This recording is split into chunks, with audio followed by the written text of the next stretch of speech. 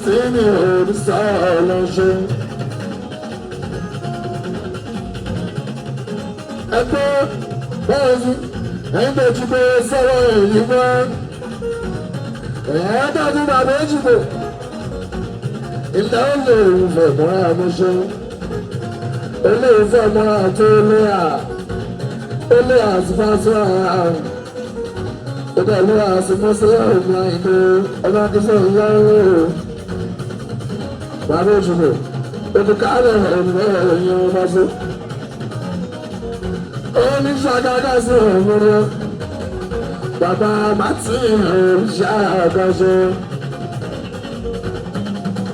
Bekoga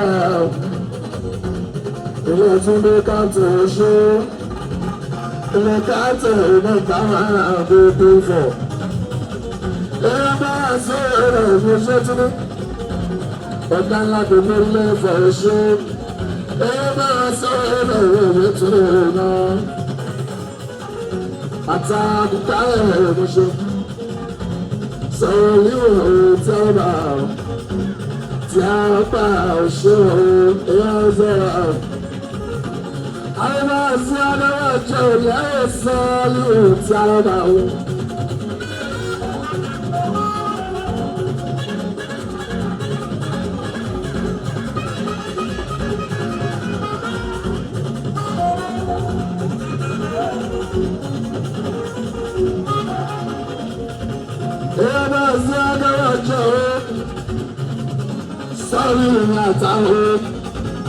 Àtàtò ń ta ọdún wa nígbà dánú iṣẹ́ tún ní àtàtò ń ta ọdún wọ̀ ṣe ọgbẹ́ kọ́rẹ́ sílé ọ̀rọ̀ yẹn láwọn ọmọ ọlọ́run sílé ọ̀rọ̀ mi àwọ̀ bàbá péjì mo ṣe kọ́kọ́rọ́ àbúrò àìbọ̀ ṣe ebe sọ̀rọ̀ rẹ̀ mi ò ṣe sọ̀rọ̀ ìmọ̀ láwọn àlàbùrọ̀ tó yẹ wà lórí bá sọ̀rọ̀. Ìgbà láti wọ́n ti pè é bí.